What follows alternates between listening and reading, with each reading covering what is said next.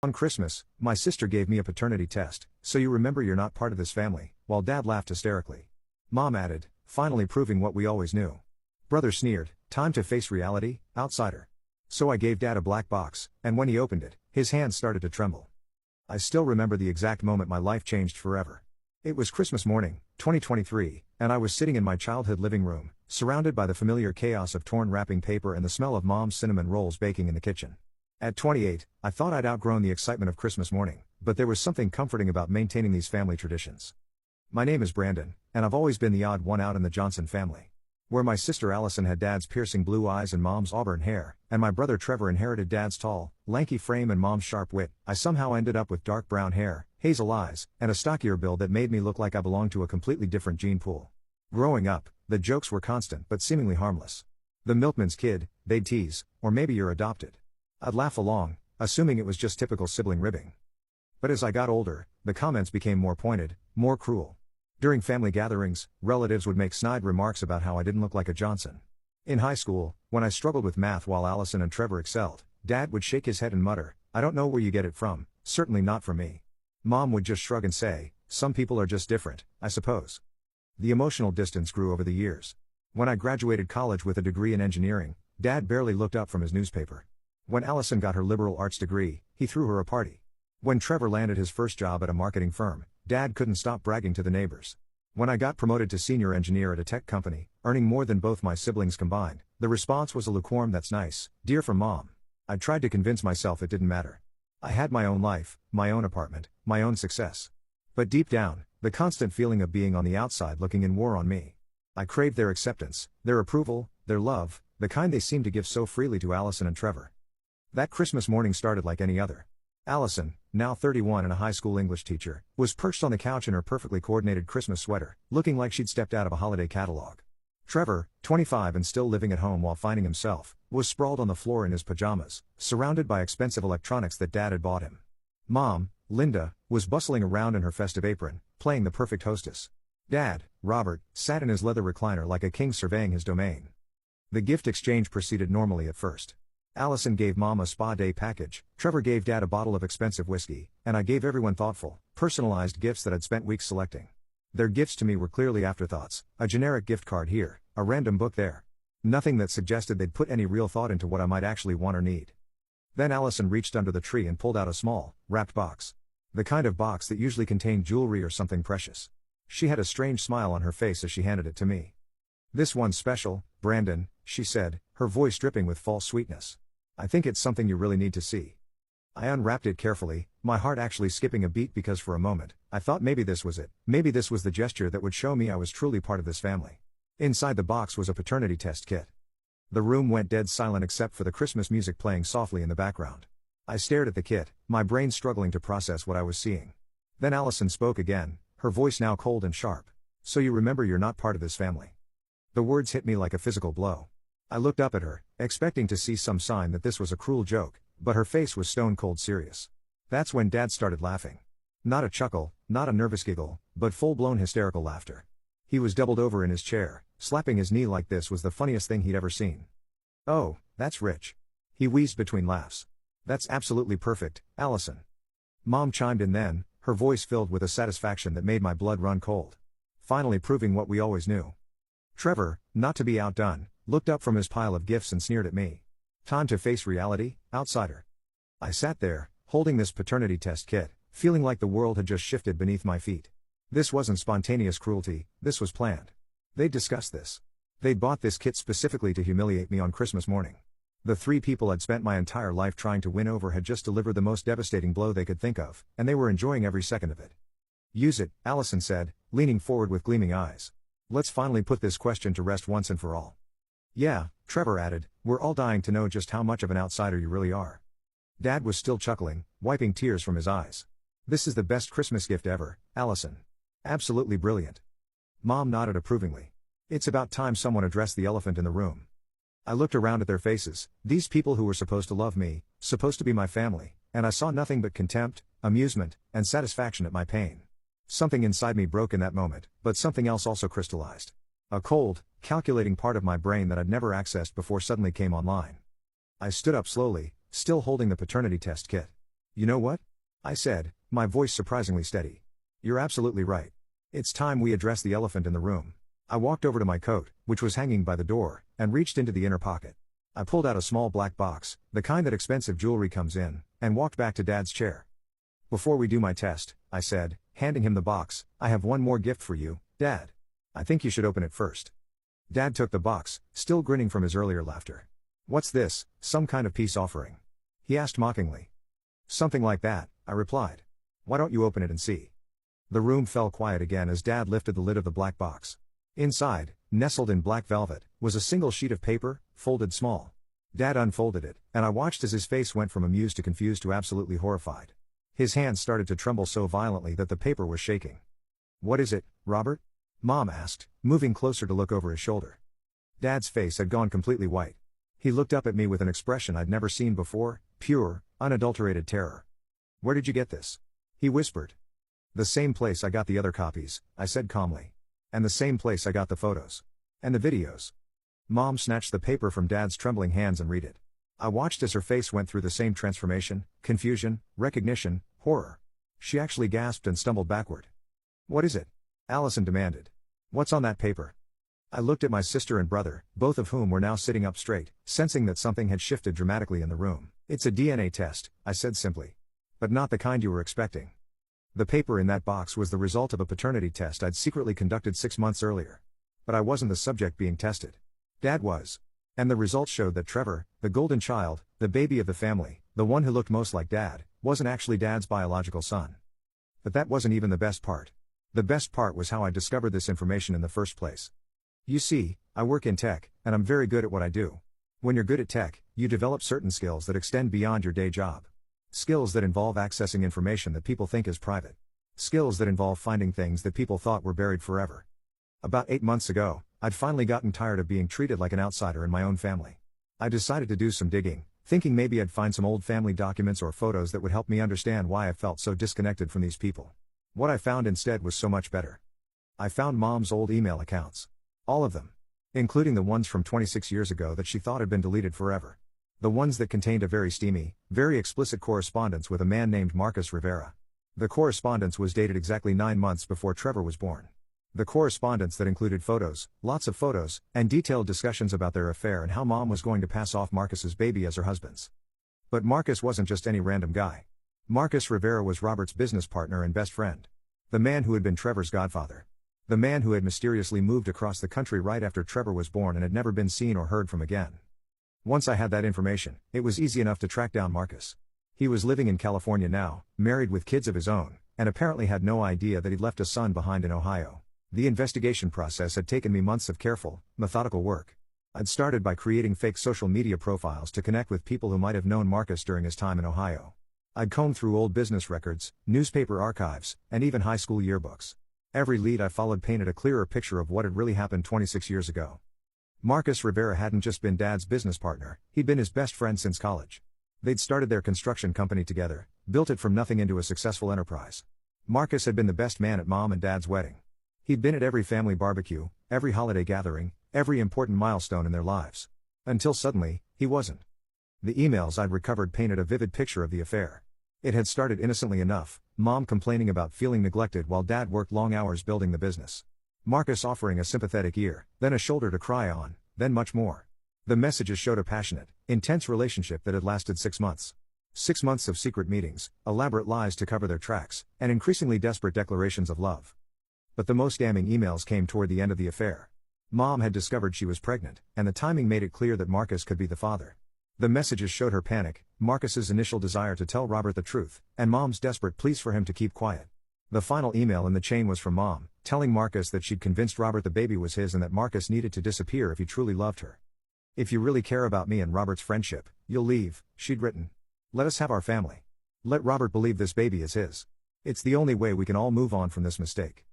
Marcus's response had been heartbreaking. I'll go, but Linda, that's my child you're carrying. Someday, I hope you'll tell him the truth. He deserves to know who his real father is. Mom's final message had been cold and definitive. No. He'll be a Johnson, not a Rivera. That's what's best for everyone. When I contacted Marcus and explained the situation, he was initially skeptical. But when I sent him photos of Trevor, the resemblance was unmistakable. The same dark hair, the same deep-set brown eyes, the same square jawline that I'd always thought Trevor had inherited from some distant Johnson relative. Marcus agreed to a DNA test, and while we waited for results, we talked for hours over video calls. He told me about the life he'd built in California, how he'd tried to forget about Ohio but had never stopped wondering about the child he'd left behind. He'd married a wonderful woman named Rosa, had 2 daughters, and built a successful contracting business. But he'd always felt like something was missing. "I think about that baby every year on his birthday," Marcus had told me during one of our conversations. "I've wanted to reach out so many times, but I made a promise to your mother. I thought I was doing the right thing by staying away." When the DNA results came back showing 99.98% probability that Marcus was Trevor's biological father, he broke down crying on our video call. 25 years of wondering, of guilt, of wondering what if had finally been answered. But Marcus wasn't the only family secret I'd uncovered during my investigation. The deeper I dug into my family's history, the more lies I discovered. I found out that Dad had always suspected Trevor wasn't his biological son. The physical differences that I'd attributed to genetic variation were actually glaring evidence that Robert had been ignoring for years. But rather than confront the truth, he'd chosen to live in denial and take out his frustrations on me, the son who actually was his biological child. The most damaging discovery came when I found Dr. Henderson's old medical records through an unexpected source. My cousin Jenny worked as a records clerk at the medical practice, and during a casual conversation at a family barbecue earlier that year, she'd mentioned seeing my name in some old files. She thought it was funny that Dad had requested a private consultation about my blood test results when I was 16. When I pressed her for details, she revealed that Dr. Henderson had kept detailed notes about Dad's unusual reaction to learning I was definitely his biological son. Patient's father seemed distressed by confirmation of paternity, the doctor had written. Requested that results not be shared with other family members. When asked why, father stated that some truths are better left buried. Recommended family counseling, but father declined. Dad had spent 12 years knowing I was his biological son while letting the family treat me like an outsider. He'd even encouraged it. Every joke about the milkman, every comment about how I didn't look like a Johnson, every moment when he'd made me feel like I didn't belong, he'd known it was all based on a lie, and he'd let it continue. The worst part was realizing why he'd done it. In his twisted logic, if he could make everyone believe I wasn't really his son, then he could justify treating Trevor like his real heir. He could pour all his paternal love and attention into the boy he knew wasn't actually his biological child, while rejecting the son who actually was. I also discovered that the financial disparities I'd noticed over the years weren't accidental. Dad had been systematically favoring Trevor in ways I'd never fully realized. Trevor's college fund had been 3 times larger than mine. When Trevor had gotten into car accidents, Dad had paid for the repairs and insurance increases without question. When I'd needed help with my student loans, Dad had told me it would build character to pay them off myself. The business that Dad and Marcus had built together? Dad had never properly dissolved the partnership after Marcus left. According to the original partnership agreement I'd found in Dad's old files, Marcus was still legally entitled to a share of the business assets. The construction company that Dad had always claimed he'd built with his own 2 hands was actually worth millions, and Marcus had never received a penny of what he was owed. More importantly, Dad had been actively concealing Marcus's continued legal ownership stake and had been fraudulently operating as the sole owner for 25 years. This gave me another layer of leverage that I hadn't even planned on. Not only could I expose the family's secrets, but I could also potentially help Marcus reclaim what was legally his. While traditional partnership disputes might be time-barred, ongoing fraud and fiduciary duty violations have much longer limitation periods. Armed with all this information, I'd spent weeks planning exactly how to reveal everything. I'd considered different approaches, confronting them privately, sending anonymous letters, or just disappearing from their lives without explanation. But the more I thought about that Christmas morning tradition and how they'd always made me feel like an unwelcome guest at my own family's celebration, the more I realized that Christmas was the perfect stage for my revelation. I'd prepared multiple backup plans. If they'd tried to dismiss the DNA evidence, I had the emails. If they'd tried to claim the emails were fake, I had the business records. If they'd tried to gaslight me about my own paternity test, I had Dr. Henderson's medical notes. I'd even prepared a presentation on my laptop with photographs, documents, and timelines, just in case they needed visual aids to understand the full scope of their deception. The black box had been a last-minute inspiration. I'd wanted something dramatic, something that would capture their attention before I dropped the bombshell. The single sheet of paper inside was just the DNA test results showing Trevor's true parentage, but I'd formatted it to look as official and devastating as possible. I'd also taken precautions to protect myself. I'd already moved most of my belongings out of my apartment and into a storage unit. I'd given my boss a heads up that I might need to take some time off for a family emergency. I'd even consulted with a lawyer about potential harassment or retaliation, though I suspected that once the truth came out, my family would be too busy dealing with their own problems to bother me. "I don't understand," Allison said, looking back and forth between our parents. "What's going on?" I pulled out my phone and showed them the screen. On it was a photo of Trevor and Marcus Rivera side by side. The resemblance was striking, much more striking than any resemblance Trevor had ever had to Robert. "Meet your real father, Trevor," I said. Marcus Rivera. Mom's former lover and Dad's former best friend. Trevor's face went white. That's not possible. Oh, but it is, I said. And I have the DNA results to prove it. I also have all of Mom's old emails detailing their affair. I have photos she sent him. I have videos they made together. I have hotel receipts, credit card statements, and text messages spanning a 6-month period in 1998. Mom collapsed into a chair, her face buried in her hands. Dad was still staring at the paper, his hands shaking so badly he could barely hold it. But that's not even the best part, I continued, my voice getting stronger with each word. The best part is what I found out about why you all have been treating me like an outsider my entire life. I pulled out a manila envelope from my coat pocket and dumped its contents onto the coffee table. More papers, more photos, more evidence. Dad, remember when I was 16 and I needed a blood test for that sports physical? And you insisted on coming with me to the doctor's office? And you had a very private conversation with Dr. Henderson afterward? Robert's face somehow got even whiter. Turns out, Dr. Henderson kept very detailed records. Including records of the blood test that confirmed I was indeed your biological son. And records of your reaction when he told you the results. I picked up one of the papers from the table and read from it. Patient Brandon Johnson confirmed to be biological offspring of Robert Johnson with 99.97% certainty. Father appeared distressed by results and requested information not be shared with family members. The room was so quiet you could have heard a pin drop. You see, I continued, all these years, you all have been treating me like an outsider because Dad convinced you I wasn't really part of the family. But he knew I was his son. He's known for 12 years that I was his biological child. He just didn't want me to be. Allison's mouth was hanging open. Trevor looked like he was going to be sick. Mom was sobbing quietly into her hands. So let me get this straight, I said, pacing around the room now, feeling more confident than I'd ever felt in my life. Allison, you just gave me a paternity test to prove I'm not part of this family. But I'm literally the only one here who actually is part of this family. Trevor isn't Dad's son, he's the son of Mom's affair partner. And Dad has been lying to all of you for over a decade about my paternity results because he simply didn't want to accept me as his child. I stopped pacing and looked at each of them in turn. The irony is absolutely delicious, isn't it? Brandon, Mom said through her tears, please, you don't understand. Oh, I understand perfectly, I interrupted. I understand that you've all been emotionally abusing me my entire life based on a lie. I understand that Dad would rather pretend I wasn't his son than actually be a father to me. I understand that you all found it easier to make me the scapegoat than to deal with your own family's problems. I picked up the paternity test kit that Allison had given me and tossed it back to her. You want to know who's not part of this family? Look in the mirror, Trevor. You're Marcus Rivera's son, not Robert Johnson's. Congratulations, you're the actual outsider here. Trevor finally found his voice. This is insane. You're making this up. I pulled out my phone again and played a video. It was a recording of my video call with Marcus Rivera from the week before. In it, Marcus was holding up the DNA test results and explaining how he'd had an affair with Linda Johnson 26 years ago and how he now realized Trevor was his son. Would you like to call him? I asked. I have his number right here. I'm sure he'd love to finally meet his son. He's been wondering about you for 26 years. The silence that followed was deafening. Dad was still trembling, Mom was still crying, Allison looked like she was in shock, and Trevor looked like his entire world had just collapsed. Here's what's going to happen now, I said, my voice calm and controlled. I'm going to walk out of here, and I'm never coming back. I'm going to go home to my own life, my own success, my own happiness, the life I built without any of you. I started gathering up the evidence from the coffee table. But before I go, I want you to understand something. All those years of making me feel like I didn't belong? All those comments about how I wasn't a real Johnson? All those times you made me feel like an outsider in my own family? That ends today. Because now you know the truth. I looked directly at Dad. You threw away a relationship with your actual son because you were too proud and stubborn to admit you were wrong about me. You chose to believe a lie rather than love your own child. Then I looked at Mom. You let your husband treat our son like garbage to cover up your own affair. You watched him emotionally abuse me for years, and you said nothing because you were afraid your secret would come out. I turned to Allison. You've spent your entire adult life treating me like I was somehow less than you, when the truth is, I'm the only one here who actually belongs to the family you're so proud of. Finally, I looked at Trevor. And you? You're not even a Johnson. You're a Rivera. Maybe it's time you went and found your real family. I started walking toward the door, then stopped and turned back. Oh, and one more thing, I said. All of this information? I've already shared it with a few people. Uncle Tom knows. Aunt Jennifer knows.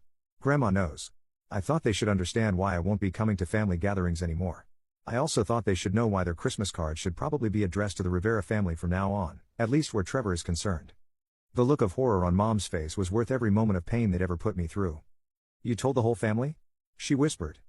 I told the people who mattered, I said. The people who actually treated me like family over the years. They deserve to know the truth about what's been happening here.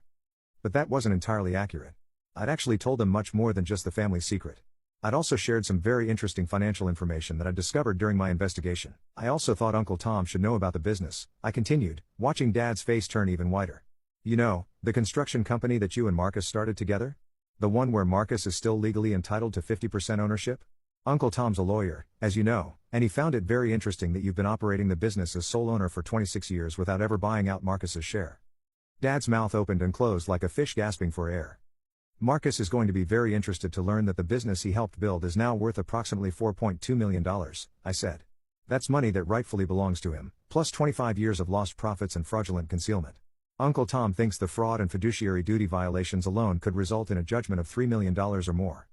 I pulled out another document from my coat pocket. This is Marcus's contact information. I'm sure you'll want to reach out to him to discuss transferring his rightful ownership share. You wouldn't want this to get messy in court, would you? The silence in the room was deafening. Dad looked like he might have a heart attack.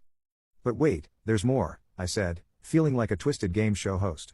Grandma was particularly interested to learn about the college funds.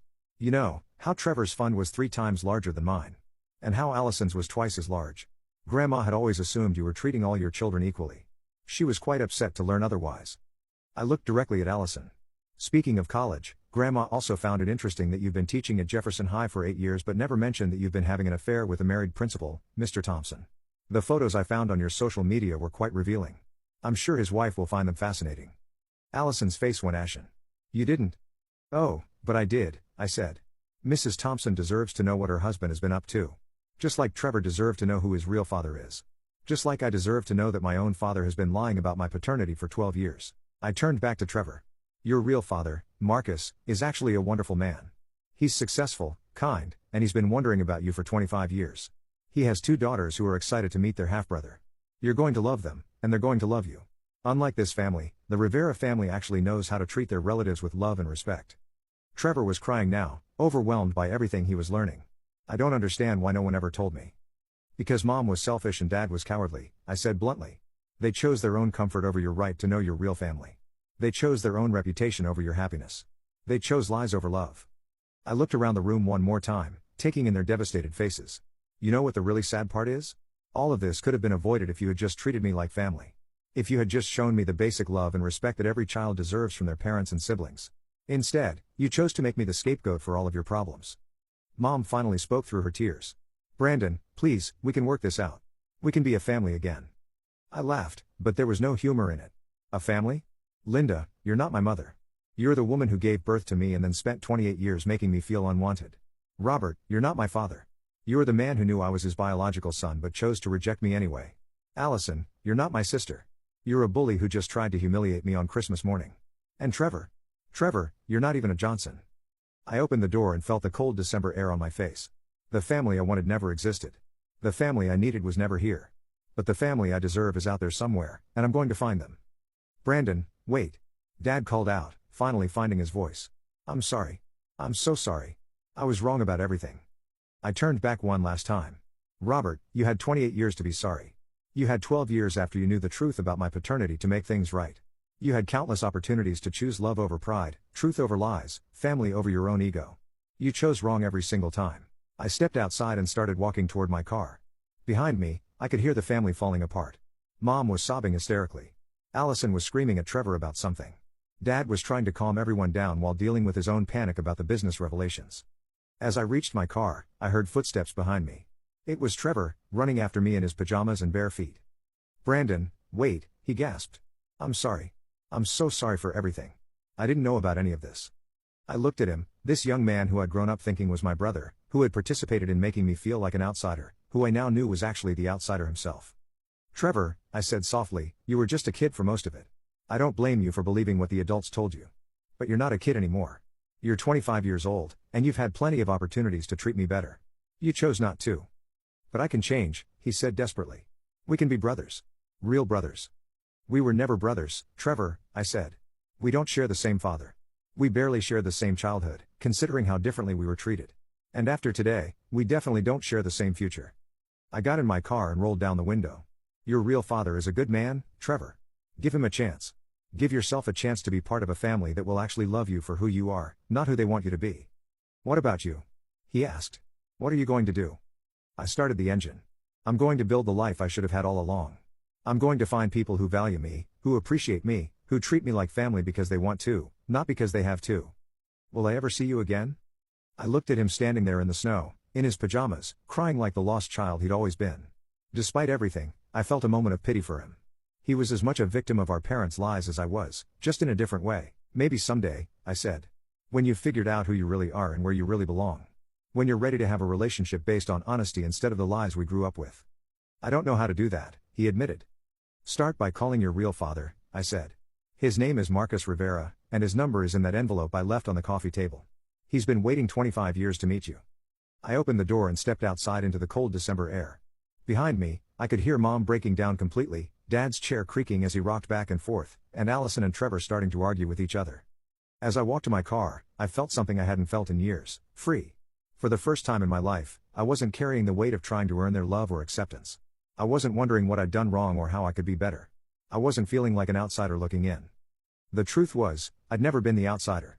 I'd been the only one who actually belonged there, surrounded by people who were too caught up in their own lies and secrets to see it. I got in my car and drove away from that house for the last time. I didn't look back.